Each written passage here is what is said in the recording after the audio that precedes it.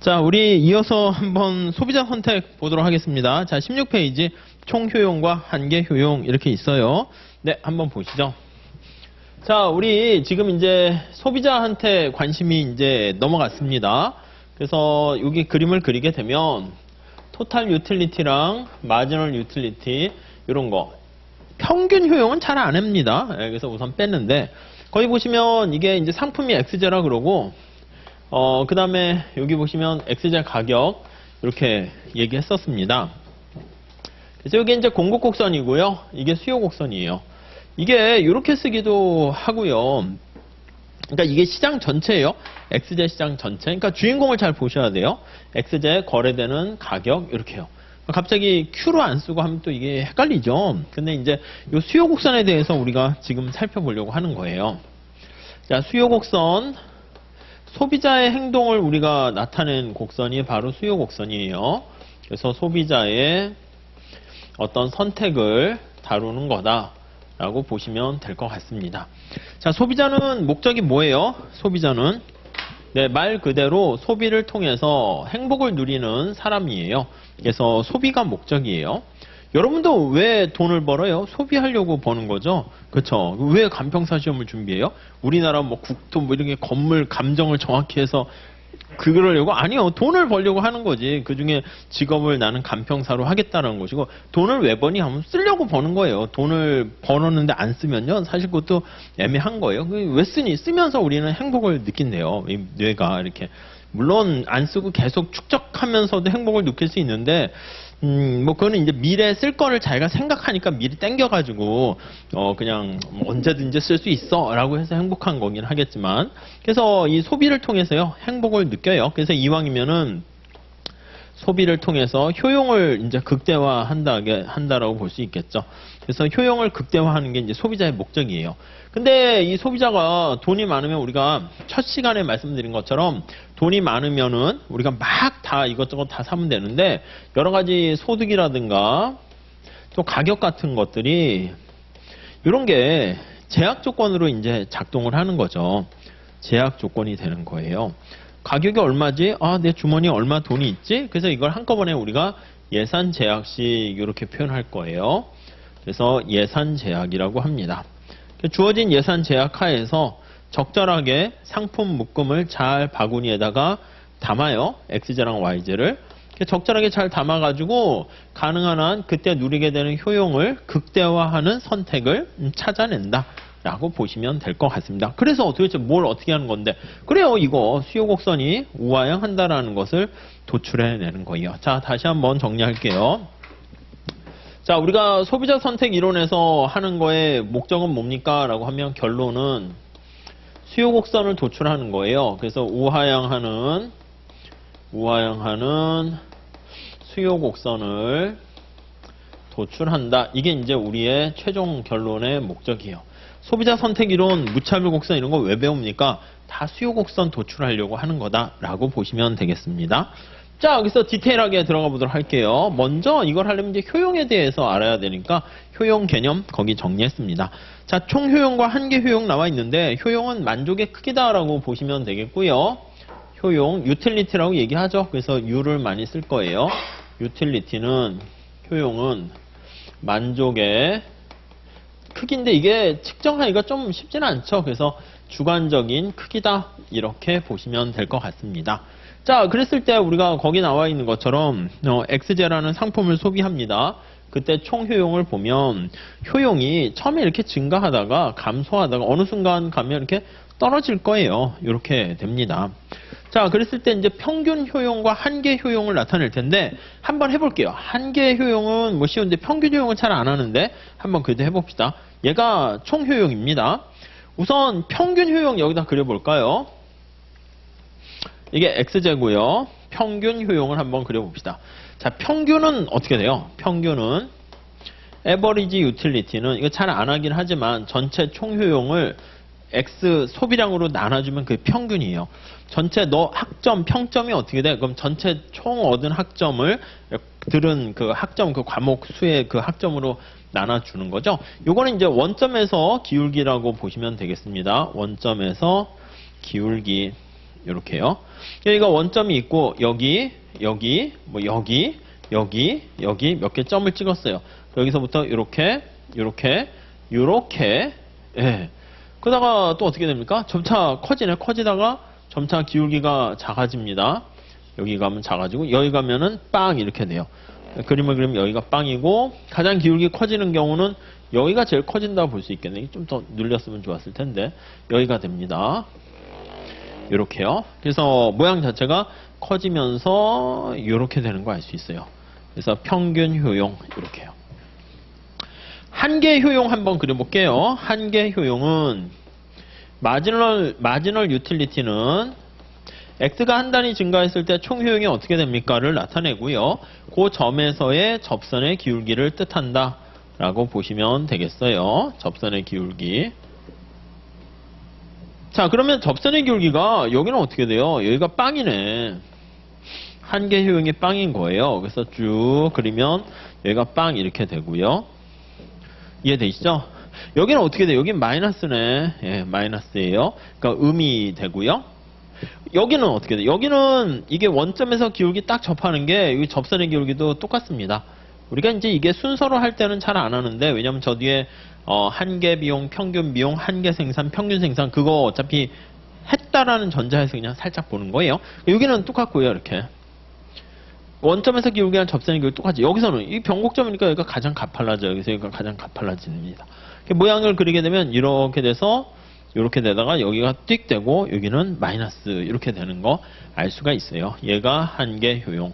네, 이렇게 잘 보시고 우선 첫 번째 뭘 보시면 되냐면 자, 한계 효용이 제로가 되는 점이 어떻게 된다? 총 효용이 극대 이렇게 됩니다. 한계 효용이 제로인 점이 총 효용이 극대 이렇게 돼요. 그래서 한계 효용이 제로에서 토탈 유틸리티가 극대가 된다. 이렇게요. 자, 한계 효용이 음이면 어떻게 돼요? 이게 마이너스면. 한계라는 건 뭐예요? 한 단위 내가 소비를 더 했을 때 총 효용이 추가적으로 어떻게 되는 건데 추가적인 효용이 감소하는 거예요. 그러면 한계 효용이 여기죠. 여기 0보다 작아요. 이거에서는 총 효용은 감소합니다. 감소. 이렇게요. 그리고 한계 효용이 증가하는 영역 볼게요. 0보다 큰 영역 볼게요. 여긴 다 0보다 크지. 이렇게요.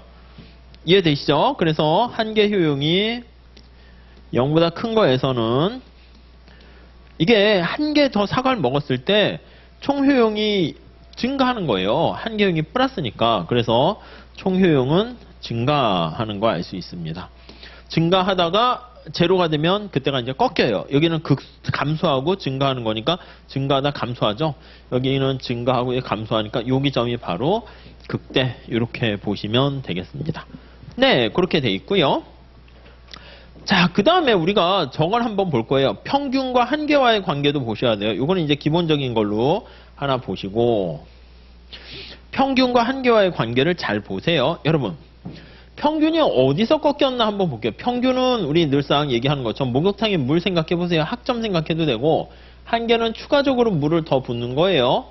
추가적으로 한 바가지 더 붓게 된다. 한 개 더. 이게 말 그대로 한계고요.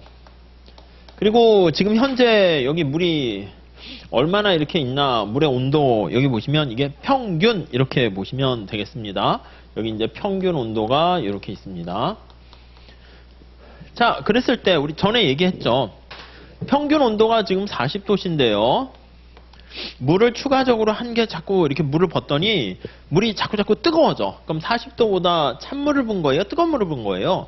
당연히 뜨거운 물을 분 거죠. 그러니까 저기 나와 있는 것처럼 한계가 평균하고 비교해 봤을 때 한계 값이 평균보다 크게 된다라고 하면은 당연히 평균 값은 점차 커진다라는 거 알 수가 있고요. 만약에 추가적으로 붓는 물의 온도가 평균 40도 온도보다 더 찬물을 버요. 그러면 더 찬물을 부으면 평균을 깎아먹겠죠. 이렇게 되면 평균이 점차 감소한다라고 보시면 되겠고요. 평균은 상승, 증가라고 할까요? 증가 이렇게 보시면 되겠고 만약에 평균 온도가 40도인데 추가적으로 붓는 물의 온도도 만약에 똑같이 40도라고 합시다. 자, 그러면 평균 온도는 계속 일정하게 유지가 될 겁니다. 그게 평균과 한계와의 관계 잘 보시면 될 것 같습니다. 요거요. 자, 요거를 이제 그래프에서 한번 확인을 해 봅시다. 자, 우선 한계가 평균보다 큰 경우 볼게요. 한계가 평균보다 큰 경우 여기네, 여기 되기 전까지네. 그렇죠? 여기가 뚜르륵 하시면 요 영역. 어떻게 색깔 칠해볼까요? 빨강 색깔로 이렇게 칠해볼까요? 빨간 색깔 영역 어떻게 돼요? 여기 빨간 색깔 영역. 그러니까 빨간 색깔 영역은 이 파란 색깔이 지금 한계잖아. 노랑이 평균이잖아요. 한계가 평균보다 위에 있어요. 여기 보시면 한계 생산은 감소할지라도 평균보다 위에 있기 때문에 평균은 올라간다. 이렇게 보시면 돼요. 물을 볼 때 점차 처음에 40도씨인데 100도씨 물을 추가적으로 붓다가 90도씨 물 추가적으로 붓다가 80도씨 물 한계 추가적으로 붓는 온도는 자꾸 떨어져요. 떨어지지만 평균 온도보다는 뜨거운 물이면 평균은 올라간다라는 거. 이게 그래서 요 파트 있잖아요. 여기 요 부분이 제일 그래서 많이 물어봐요. 요 부분. 요 부분이 특징이 어떻게 됩니까? 한계 효용은 떨어지지만 한계 생산도 똑같이 할 거예요. 평균보다 한계가 크니까 평균은 올라간다. 이렇게 여기다 써드릴까요? 한계 효용은 감소하지만 한계 효용이 위에 나와 있는 것처럼 평균 효용보단 커요. 이거 이므로 평균은 증가한다라는 것을 알 수가 있겠습니다. 네, 그렇게 보시고요. 다음에 여기 보시면 여기는 평균과 한계와의 관계에서 여기 하얀 색깔로 할게요. 이렇게. 그러면 이게 평균이 떨어져. 왜 떨어져요? 한계가 그 밑에 있으니까 떨어진다고요. 끓이버 내린다는 걸 알 수가 있겠습니다. 네, 그런 정도. 그래서 이제 주로 하는 거는 이제 평균과 한계와의 관계는 여기저기 많이 쓰니까 좀 잘 보시고, 요거는 한계를 이제 서메이션해서 적분하게 되면 총효용이 되는 것이고, 총효용은 미분하게 되면 한계가 된다. 뭐 그런 거 생각하시면 될 것 같습니다. 자, 밑에 1번에 한계 효용에서 박스 한계는 한 단위 추가했을 때 어디셔널이라고 그랬습니다. 접선의 기울기고 미분하는 거예요. 그리고 2번에 나와 있는 게 요거 잘 좀 체크하시죠. 자, 물과 다이아몬드의 역설은 우리 전에 얘기한 것처럼 이거 한번 보시죠. 물과 다이아 어느 게 좋으세요, 여러분들? 다이아가 좋죠. 근데 왜? 다이아 다이아 드세요? 아니잖아. 근데 물이 중요한 점에도 불구하고 다이아 시장에서 평가되는 가치는 훨씬 더 높다고요. 그래서 우리가 거기 밑에 가치를 둘로 나눴습니다. 1번 봅시다. 일상생활에 꼭 필요한 물은 가격이 낮고 반면에 꼭 필요하지 않은 다이아몬드 가격이 매우 높은 이유를 아담 스미스가 이게 도대체 뭐야? 패러독스라고 얘기했습니다. 2번 아담 스미스는 가치를 사용가치와 교환가치로 나타냈어요. 사용가치는 우리 일상생활에 꼭 필요한 가치예요. 당연히 물하고 다이아를 비교해보면 물이 더 사용가치는 훨씬 더 높은 게 맞습니다. 그런데 시장에서의 가치, 시장이라는 게 이제 교환이죠. 그래서 교환 가치를 보니까 어떤 게 더 큽니까? 라고 했더니 물보다는 다이아가 훨씬 더 크다. 이렇게 얘기를 하게 됩니다. 도대체 왜 이런 일이 발생해? 그래가지고 이 사용가치는 우리가 이제 뭘로 나타내면 총효용으로 측정을 한다. 이렇게 생각을 하게 되었고요. 교환 가치는 시장에서 평가되는 가치는 한계 효용으로 측정한다. 그래서 한계 효용 학파가 등장했어요. 그러니까 다이아 같은 경우는 희소하잖아요. 희소하기 때문에 희소해서 우리가 한계라는 게 뭐예요? 마지막 한 단위를 얘기합니다. 마지막 최종 단계에서 최종 소비할 때 소비 시에 추가적인 효용이에요. 추가적인 효용을 한계 효용인데 굉장히 큰 거죠. 근데 물은 너무 많으니까 물도 이거 너무 많아서 우리도 뭐 계속 물만 먹어 하면 이게 오히려 고통스러워지는 거죠. 그러니까 저 한계 효용 보시면 저기 나와 있는 거 비슷하게 점차 이렇게 감소하게 돼서 물은 너무 흔하니까 이쪽으로 다시 올게요. 한계 효용이 처음에 이렇게 증가해. 다이아는 여기 있는 거야. 근데 물은 막 거의 여기 있는 거죠. 그러니까 한계 효용이 굉장히 낮기 때문에 시장에서는 뭐 너무 풍부한 거죠. 그래서 이렇게 설명을 해서 그 패러독스를 해결하게 됐습니다. 자, 그래서 밑에 그림은 살짝 수요 공급으로 살짝 그려놓은 것이고 설명 보시면 한계 효용 학파는 소비자가 지불하려는 가격 willingness to pay예요. 이건 한계 효용에 의해서 결정된다. 그래서 마지막에 사용 가치는 총효용으로 교환 가치는 한 개 효용으로 결정된다. 이렇게 얘기를 해서 끝말씀을 짓게 됩니다. 자, 우리가 이제 보려고 하는 거는 이제 무차별 곡선을 활용할 거예요. 그래서 다음 포인트로 넘어갑시다. 선호와 무차별 곡선 이렇게 얘기를 하고 있어요. 선호와 인디퍼런스 커브. 자, 우리가 이제 사실은 효용은 측정할 수 있냐, 측정할 수 없고 순서만 알 수 있냐 해서 기수적 효용과 서수적 효용 이렇게 나누긴 하는데, 우리가 이제 소비자와 관련해서 선택할 때는 먼저 선호에 대해서 좀 얘기를 해야 되는데, 선호에 대한 기본 공리는 좀 알아두셔야 됩니다. LO의 불가능성 정리에도 우리가 활용을 할 거거든요. 그래서 거기 보시면 선호와 관련된 공리가 몇 개 있어요. 거기 첫 번째는 완비성, 완전성이라고도 해요. 그래서 완전성. 그래서 수학에서 나온 개념이니까 그냥 이 말 그대로 암기해 두세요. 아, 비교가 가능하다. 이게 바로 완비성이라고 그랬어요. 나는 사과가 좋다, 바나나가 좋다, 뭐가 더 좋다, 이거를 얘기할 수 있어야 되는 거야. 그래야지 선택을 하죠. 내가 뭐 먹을래 했더니 처음 듣는 이름이면 선택을 할 수가 없죠. 다음 이행성은요. 말 그대로 일관성이 있다라는 걸 뜻해요. 나는 여기 사과가 바나나보다 좋다라고 얘기했습니다. 그러면 바나나가 포도보다 좋다라고 얘기했어요. 이렇게 한 것 같은데. 자, 그러면 이제 우리가 생각했을 때는 따라서 사과랑 포도를 비교해 보면 당연히 사과가 좋다 이렇게 나와야 되는 거죠. 그게 뭐 정상적인 사람 아니겠습니까? 뭐 그 정도예요. 다음 연속성은 가분성이 있다는 것이고 끊어지지 않는다라고 보시면 돼요. 끊어지지 않고 갑작스럽게 변하지 않는 거예요. 선호가 점프하지 않는다는 거예요. 말 그대로 연속됐다는 거예요. 이게 끊어지지 않고 그릴 수 있는. 단조성은요. 다다익선이라고 생각을 해 주시죠. 그래서 더 모아 더 베터 해서 많이 있을수록 더 좋다. 바구니에 사과를 더 많이 소비할수록 내가 더 만족스럽다. 그 정도로 보시면 되겠고, 자, 볼록성은요. 무차별 곡선이 볼록하다라고 보시면 되는데 맨 밑에 그림이 나와 있는 것처럼 극단적인 경우보다는 골고루를 더 선호한다. 이렇게 보시면 되겠습니다. 그래서 바구니에 10개의 과일이 담겨져 있는데 사과가 9개, 바나나가 1개 이렇게 있는 거예요. 이 바구니는. 이게 사과의 개수, 바나나의 개수 이렇게 있어요. 이 바구니에는, 네모난 바구니에는 사과랑 바나나 개수가 5개 이렇게 담겨져 있어요. 자, 그러면 이 소비자는 어떤 걸 더 좋아합니까? 라고 할 때 개수는 둘 다 10개잖아. 근데 골고루 담겨 있는 걸 더 선호한다. 이게 바로 우리는 볼록성이다. 이 정도로만 연결하시죠. 수학에서 사용하는 볼록성 개념은 여기 탁 와닿는 게 없기 때문에 골고루를 더 선호한다. 그래서 뭐 중용의 미덕을 의미한다. 이렇게 정리하셔도 될 것 같고요. 그 정도 정리하시죠. 자, 그 다음 이제 무차별 곡선으로 가봅시다. 자, 밑에 등고선 모양 있잖아요. 등고선의 모양을 내비게이션 우리 건물 제가 말씀드린 거랑 똑같이 생각하시면 되겠습니다. 그래서 등효용 곡선이라고 보시면 되겠어요. 등효용 곡선. 그래서 무차별 곡선, 인디퍼런스 커브 이렇게 된다고 말씀드렸죠. 자, 여기 등고선 나와 있는 것처럼 여기 이렇게 3차원의 그림이 있는 거예요. X, Y, 효용 이렇게 있는데 이 3차원을 위에서 투영시켜 가지고요. 그림을 나타내는 거예요. 이렇게 투영시켜서. 그렇죠?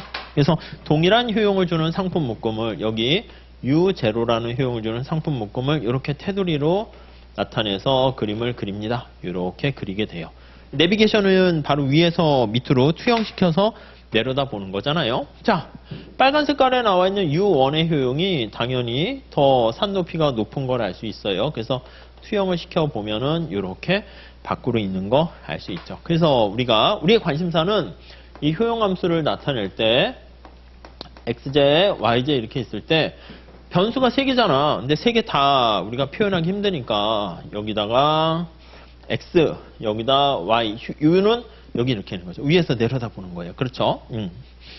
자, 그래서 공간 지각 능력을 활용하시면 위에서 투영시키면 여기가 U0의 효용을 주는 것이고 이 빨간 색깔이 U1의 효용을 주는 것이고, 자, 효용은 어디로 갈수록 효용이 증가합니까? 하면 이쪽으로 갈수록 효용이 증가하는 거예요. 그러니까 원점에서 이렇게 멀어질수록 효용이 증가한다라는 거 확인할 수가 있어요. 물론 이게 XY가 재화에 따라서 어떤 재화냐, 뭐 쓰레기냐 아니냐에 따라서 형태는 달라집니다. 일반적으로 이제 둘 다 좋은 거라고 생각하고 얘기를 하시면 될 것 같습니다.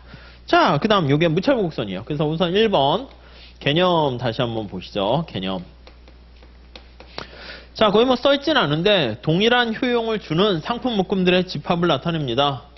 그래서 동일한 효용을 제공하는, 효용을 주는 상품 묶음들의 집합을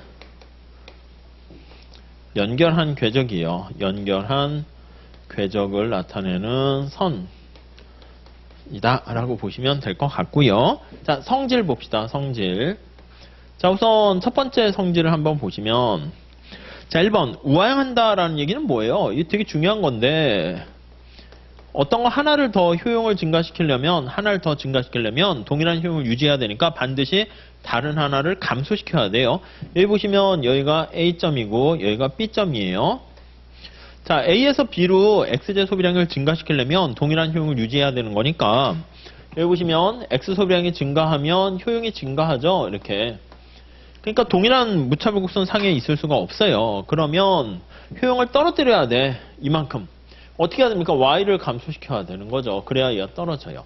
그러니까 X를 한 단위 더 증가시키게 되면 반드시 Y를 감소시켜야 돼요. 그게 우아형한다는 거예요. 이거 의미는 뭐냐면 두 재화가 다 이렇게 한계 효용이 0보다 큰 걸 의미합니다.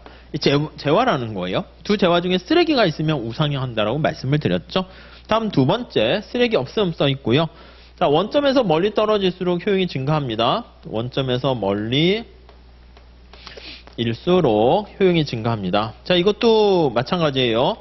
두 재화가 다 다다익선을 충족시키는 거니까 X랑 Y의 한계 효용이 다 0보다 크다는 걸 의미합니다. 이렇게요.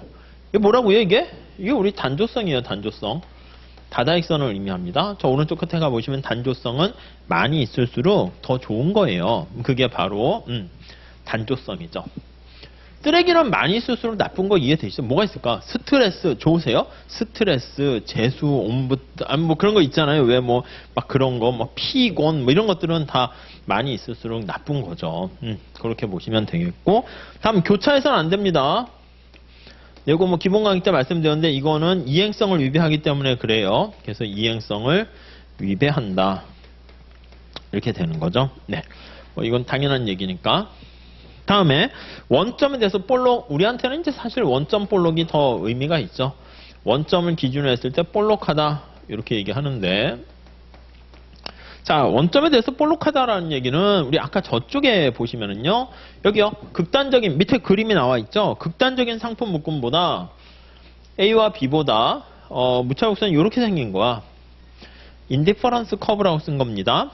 그러면 여기 있는 것처럼 A점인가요? A점은 Y자 9개랑 X자 1개 이렇게 갖고 있는 것보다 골고루 갖고 있는 거예요. 거기 보시면 C점인데 X자, Y자를 5개씩 골고루 갖고 있어요. 바구니에 담겨있는 개수는 10개 똑같은데 C점과 같이 골고루 가지고 있는 경우가 효용이 훨씬 더 높다라는 것을 알 수가 있습니다. 그래서 이게 원점에 대해서 볼록하다라는 얘기는 여기 보시는 것처럼 골고루인 C가 골고루를 더 선호한다. 이렇게 정리를 하시면 되겠습니다. 아셨죠? 네. 자, 이게 이제 한계 대체율을 체감한다라는 거랑 같은 말이고, 골고루 다양성을 더 좋아한다. 그렇게 보실 수 있겠습니다. 자, 사전 편찬식 선호 나와 있는데 그거는 연속성이 충족되지 않는다. 그거만 밑줄 쭉 치시면 될 것 같습니다. 점프를 하는 거야, 점프. 그래서 이제 사전을 편찬하는 그거 한번 볼게요. 사전을 편찬하는 편찬식. 네, 선호 이렇게 나타낸다고 합시다. 사전을 편찬하는 방식. 이 중간에 그 점프를 하면 안 되는데 금메달, 은메달로 하면 좀 제일 편할 것 같아요. 그래서 1등 뭐 미국이라 합시다. 2등 중국이라 합시다. 또 3등 어떻게 한국이라 할까요? 한국. 4등 일본 이렇게 합시다. 이렇게 5등 뭐 이렇게 북한 합시다. 북한 참가하나 모르겠네. 아무튼 이렇게 있다 할게요. 그래서 금메달, 은메달, 동메달 이렇게 있어요. 자, 미국이 뭐 금메달 한 20개, 중국이 한 18개 뭐 이렇게 있다 합시다. 뭐 한 30개, 25개, 뭐 그다음에 뭐 여기 25개, 뭐 40개 뭐 이렇게 있어요. 금메달 개수가 우선 제일 중요한 거예요. 우선순위 할 때. 한국은 금메달 개수가 18개, 근데 은메달에서 중국에 비해서 조금 떨어져요. 그래서 이렇게 있고, 일본은 은메달 개수가 지금 금메달이 17개에서 아쉽게 4등이고요. 그 다음에 은메달 개수는 막 100개 있고요. 동메달은 500개 이렇게 있다 합시다. 일본은 아쉽게 메달 개수로는 제일 많은데 등수는 금메달이 우선 제일 중요한 거니까 4위예요. 북한은 그냥 대충 넘어갑시다 우선. 네, 이렇게요. 자, 근데 만약에 일본이 금메달 하나만 띠게딕 따면 어떻게 될까요? 금메달 하나만 띠게딕 따면 원래는 메달을 조금씩 올라가면 이게 랭킹이 서서히 점진적으로 서서히 올라가야 되는 게 연속성이고 어떻게 보면 또 그렇게 점프해서는 안 되는데 일본이 금메달 개수가 하나가 생겨서 18개가 됐다 합시다. 그러면 이게 갑자기 점프하는데 은메달 개수가 많으니까 바로 2등으로 점프해서 올라간다고요. 그러니까 이런 경우가 사전 편찬할 때 기억이 제일 앞에 가야지 이제 먼저 오는 거죠. ABCD 할 때도 ABCD가 제일 먼저 앞에 가야 되는 거예요. 무슨 말씀인지 아시겠죠? 자, 그러면 우리가 금메달, 은메달로 살짝 머릿속에 할게요. 동메달까지는 할 수 없으니까 금메달 개수, 은메달 개수 해가지고요. 살짝 3개만 할게요. 머릿속에만 살짝 생각해 보세요. 이렇게 있습니다. 자, 금메달 1, 2, 3. 은메달 1, 2, 3 이렇게 있어요. 자, 그러면 우리가 바둑돌 비슷하게 놀 수 있는 영역을 한번 체크해 보면 여기 회계사 시험 문제 한 번 나온 적이 있어요. 뭐 사전 편착식 선호에서는 어떤 공리를 위배합니까? 해가지고 한 번 나온 적이 있었는데 그래서 으악 하고 다들 막 찍었는데 그게 뭐 사실 중요한 거예요. 간단해요. 이렇게 있어요. 어디가 1등이에요? 어디가 1등? 금메달 3개, 은메달 3개가 1등이죠. 얘가 1등. 어디가 2등이에요? 금메달 개수가 많아도 얘가 2등. 이해 가시죠? 어디가 3등이에요? 여기 3등. 4등은? 그냥 은메달 개수야. 이 위에 이제 없다고, 요거밖에 없다 할게요. 은메달 2개, 금메달 2개, 은메달 3개, 여기가 4등, 5등, 6등, 7등, 8등, 9등. 여러분, 무차별 곡선은 동일한 효용을 주는 상품 묶음을 나타내는 건데 동일한 효용이 있어요? 없어요? 없어. 그러니까 굳이 얘기하면 점으로 표현되고 곡선이라는 게 아예 없다라고 생각을 하시면 되겠습니다. 그리고 얘가 만약에 여기 9등을 이렇게 있었어요. 이렇게 있었는데 금메달 개수가 하나가 늘어나면 9등에서 8등, 7등 이렇게 가는 게 아니라 어떻게 간다고요? 여기로 바로 점프해. 그냥 6등으로 그냥 바로 점프해버립니다. 이렇게 가는 게 아니라 그냥 바로 점프. 그러니까 결국 사전 편찬식 선호는 거기 나와 있는 것처럼 연속성이 충족되지 않고 무차별 곡선 자체도 존재하지 않는다.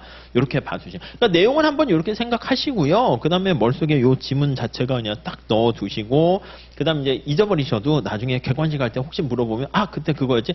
떠올라져요. 이게 주관식일 때는 항상 머리에 갖고 있어야 돼. 나중에 여러분들 2차 더 해보시면 아시겠지만 그때 내가 쓸거리를 머릿속에 늘 갖고 있지 않으면 안 되는데 객관식에서는요. 매번 갖고 있어야 될 게 있고 그냥 머릿속에 저 잠재의식 속에 넣어놔도요. 객관식 보면서 아 맞았냐 틀렸냐 뭐 그런 것들 했을 때 이렇게 떠오르게 됩니다. 그러니까 뭐 그냥 그러니까 출제 빈도로 이제 정리를 하시면 되겠죠. 다음 포인트 13 봅시다.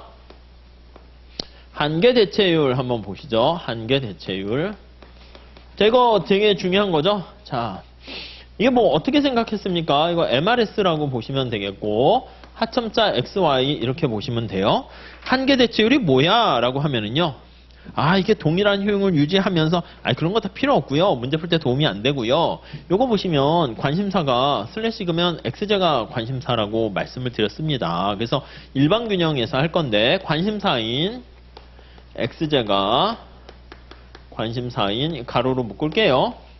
X제에 대해서 한계 대체율이 크다 이렇게 되면 X제를 내가 되게 많이 좋아한다는 거예요. X제에 대해서 소중히 여기는 정도를 의미한다. 이렇게 보시면 돼요. 물론 상대적인 소중히 여기는 정도예요. 그래서 한계 대체율이 크다라고 하면 굉장히 소중하게 생각한다라고 생각하시면 되겠죠. 전에 어떤 걸 했어요? MRS 뭐 창과 칼이 있습니다. 강갑찬 장군이 있고 그리고 MRS 창과 칼이 있는데 뭐 김유신 장군이 있다라고 할게요. 그랬을 때 부등호가 이렇게 돼 있어. 그러면 한계 대체율이 창, 칼 중에서 김유신, 유신? 아무튼 강감찬보다 더 이렇게 큰 거잖아. 그러면 누가 창을 좋아합니까? 유신이 좋아하는 거야. 뒤집어 얘기하면 칼은 강감찬 장군이 좋아한다는 겁니다. 그래서 우리가 MRS가 크다라는 게 무슨 뜻인가를 잘 보셔야 돼. 그러니까 이렇게 되는 경우에는 유신이 여기 나와 있는 창을 더 선호하는 거예요. 그럼 둘이 어떻게 시장에서 만났어 우연히. 야, 너 어떡하니? 유신이 막 슬퍼요. 나 창이 좋은데 말이야. 창이 요즘 구하기가 힘들더라고. 칼은 별론데 집에 널린 게 칼인데. 강감찬은 그래? 야, 나는 칼을 구하러 다니는데 집에 널린 게 창이거든. 근데 칼을 갖고 있는 사람이 그렇게 없대. 야, 잘 만났다. 때마침 우리 서로 바꿀래? 교환의 여지가 생기는 거죠. 누가 강제적으로 야, 니네들 교환해. 너 여기 창 얘한테 주고 정부가 내세우는 게 아니라 얘는 당연히 창을 좋아하니까 창을 받고 칼을 강감찬한테 주고요. 강감찬은 여기 나와 있는 것처럼 창을 김유신한테 주고받는다. 그럼 둘 다 행복해지는 거예요. 그게 교환의 이득입니다. 자, 그럼 왜 행복해지는가 다시 보세요. 유신은 창을 되게 좋아하는데 별 필요 없는 쓰지도 않는 칼을 주고 창을 받는 거예요. 자, 여러분 경제학 점수가 중요해요. 드라마를 보고 행복을 느끼는 게 중요해요. 여러분들한테 지금 드라마 볼 때 아니야. 경제학 점수가 중요한 거야. 그러면 신이시여 드라마 저 좀 덜 볼게요. 대신 경제학 점수 한 5점 올려주세요. 그런 거 아닙니까? 그래서 이제 경제학 점수가 올라갔는데도 아직까지도 드라마 보고 행복 지금 이럴 때가 아니야. 이게 사치예요, 사치. 그러니까 드라마 보고 행복 느끼는 거 더 포기하고 이걸 계속 올리는 거죠. 그러다가 이제 경제학 점수가 이제 거의 90점까지 올라갔어. 회계학 점수도 80점까지 올라갔고요. 민법은 쉬워서 100점이고 부동산도 100점이야. 짤없이 합격이야. 여러분 시험 보면. 그리고 이제 사주팔자를 봤더니 무조건 합격이에요. 1차는. 2차는 우선은 안 된대. 내년을 해야 돼. 그럼 어떻게 이제 경제학 점수 90점 받는데 여기서 뭐 1점 더 올리는 게 나아요? 드라마 한 편 보는 게 나아. 이땐 드라마 한 편. 근데 예를 드는 거예요. 끝까지 정신줄 놓으시면 안 되는데 그렇다는 거야. 그러니까 우리가 선택할 수 있는 여러 가지 대상들 중에서 어느 걸 당신은 제일 애지중지 소중하게 생각합니까? 여러분들한테는 이 점수가 중요하다니까. 1점, 2점이. 아셨죠? 단풍? 낙엽? 아니요. 여러분들은 낙엽 떨어진 것도 안 보셔야 돼요. 어쩔 수 없이 피해 다니세요. 낙엽도 피해 다니시고. 아무튼 정리를 하면 이게. 둘이 자발적인 교환을 통해 가지고 얘도 행복해지고 얘도 행복해져요. 그게 우리 일반 균형에서 하잖아. 이렇게 서로 교환하다가 언제 교환할 여지가 없는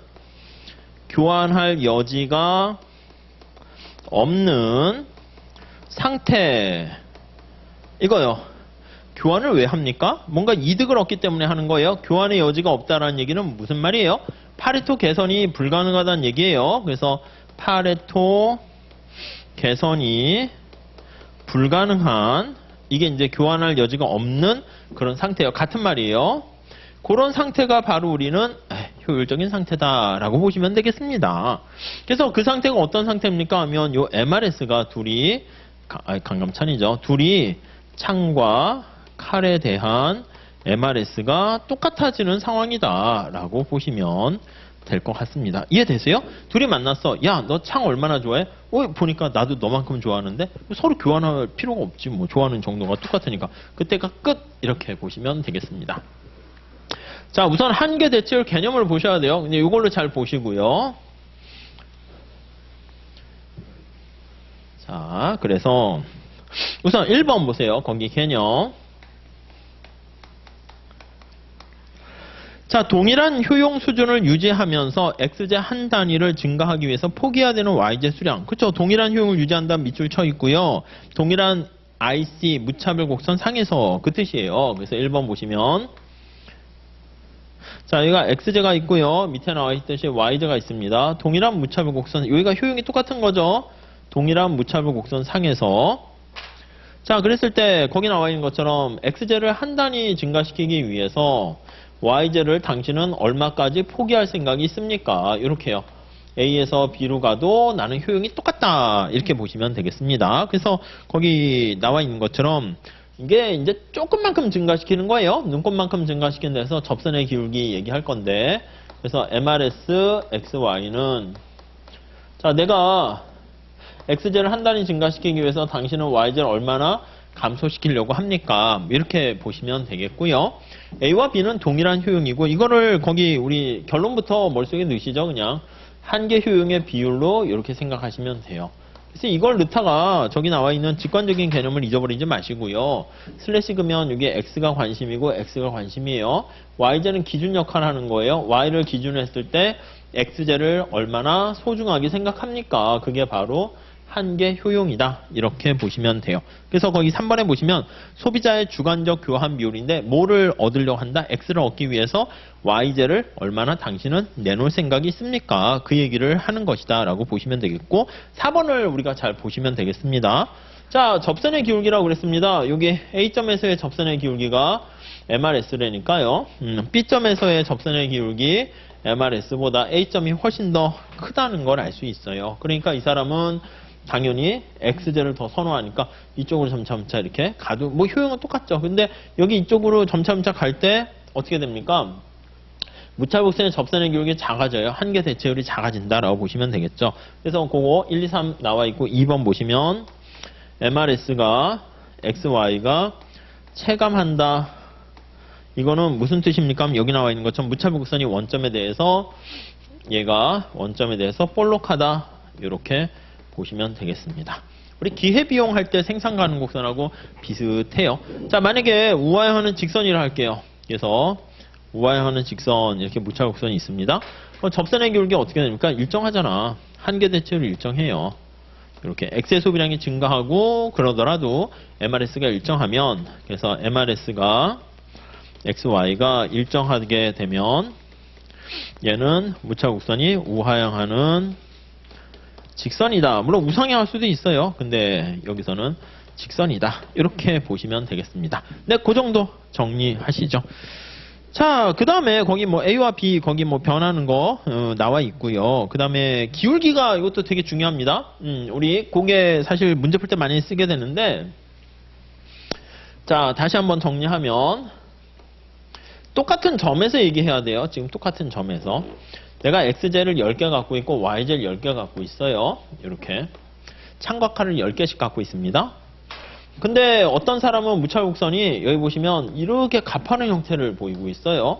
이렇게 뭐 강감찬 이렇게 돼 있고 그 다음에 유시는 이렇게 생겼다 합시다. 유시는 이렇게 생겼어요. 둘이 다른 사람이에요. 무차곡선 교차할 수 없기 때문에 이렇게 나타나면 유신의 선호도가 이렇게 쭉 이렇게 무수히 많이 있는 거예요. 자, 이랬을 때 무차곡선에 이렇게 가파른 기울기를 갖고 있다라고 하면 이 사람은 XZ 하나를 얻기 위해서 XZ가 경제학 점수고요. 경제학 점수. YZ가 드라마를 봤을 때 이것도 막장 드라마예요. 막장 드라마를 봤을 때 희열 이렇게 할까요? 경제학 점수가 상승 시 얻게 되는 희열 이렇게 할게요. 여러분들한테 뭐가 더 중요하다고요? 이게 더 중요하죠. 그러니까 경제학 점수 이게 얻기 위해서 드라마 희열은 이만큼까지 포기할 생각이 있고 얘는 이만큼밖에 포기할 생각이 없는 거예요. 자, 그러면 정리하면 파랑이와 빨강이 비교해 봤을 때 누가 더 경제학 점수율을 훨씬 더 선호한다? 네, 파랑이죠. 그냥 그걸 좀 잘 체크하시면 되겠습니다. 이렇게 되다가 여러분 머릿속에 한번 잘 생각해 보세요. 이렇게 되다가 이게 무차별 곡선이 이렇게 되면 어떻게 돼? 이렇게 되면 내가 XZ를 한 단위 증가시키기 위해서 YZ를 거의 무한대까지 포기할 생각이 있는 거야. 나의 삶에서는 이 YZ가 별로 그냥 소중하지 않습니다. 그 얘기는 뭐예요? 그러니까 내가 YZ를 여기서 이렇게 증가할수 그러니까 여기 보시면 무차별 곡선이 수직인 경우는 나의 인생에서는 YZ 소비량이 이 동일한 효용을 유지한다는 거잖아. 그래서 XZ가 10개인데 YZ가 11개를 갖거나 YZ가 12개를 갖거나 효용이 똑같은 거예요. 얘기는 뭐야? YZ 소비량이 한 단위 더 증가해도 얻게 되는 한계 효용이 빵이라는 얘기예요. 이해되세요? 그리고 이거에 대한 무차곡선의 접선의 기울기를 MRS라고 그랬어요. MRS 어떻게 빵이에요? 무한대예요? 무한대. 접선의 기울기가 이게 무한대가 되잖아요. 이렇게. 그쵸? 왜 무한대예요? 아니, MUY가 분모에 있잖아. MUY분의 MUX인데, MUY가 빵이니까 빵분의 얼마 이렇게 되니까 무한대 이렇게 된다고요. 자, 반대로 이게 수평이면 어떻게 돼요? 수평이면. 수평이면 XJ를 한 단위 소비를 더 할 때 YJ 포기할 생각이 없는 거야. 나한테는 XJ가 하나도 중요한 게 아닌 거예요. 그러니까 YJ가 굉장히 중요한 거죠. 그래서 자 다시 정리하면 무찰보곡선이 이렇게 수직인 경우에는 YJ가 하나도 필요 없고 XJ가 엄청 중요한 사람이고요. 반대로 여기다 할게요. 무찰보곡선이 수평이면 XJ가 우리한테는 중립제다 이렇게 얘기합니다. 중립제라는 것은 효용을 전혀 증가시키지 못한다 이런 뜻이에요. 이 얘기는 XJ 소비량이 증가해도 효용이 빵이고요. MRS는 어떻게 됩니까? 당연히 빵입니다. MUY분의 MUX니까. 그쵸? 그거 좀 잘 체크하시죠. 그게 이제 밑에 그림 나와 있는 것 중에서 XJ가 중립제일 때 무차곡선이 수평돼 있잖아요. 그래서 YJ만 중요한 거야. XJ는 나한테 하나도 필요 없고요. 그리고 이제 완전 대체제가 거기 보시면 이렇게 우하형은 직선이 요거 두 개 덧셈으로 돼 있는 거고요. 우리가 효용함수 어떻게 만드는지 말씀드렸죠. 곱하기로도 할 수 있고 더하기로도 할 수 있고 다양하게 나타낼 수 있어요. 자, 그 완전 보완제랑 완전 대체제 그리고 오른쪽에 가보시면 참고 나와 있는데 그건 잠깐 쉬었다가 한 번 더 설명드리고 예산선 하면서 소비자의 효용 극대화 이렇게 들어가도록 할게요. 잠깐만 쉬었다 하겠습니다. 네.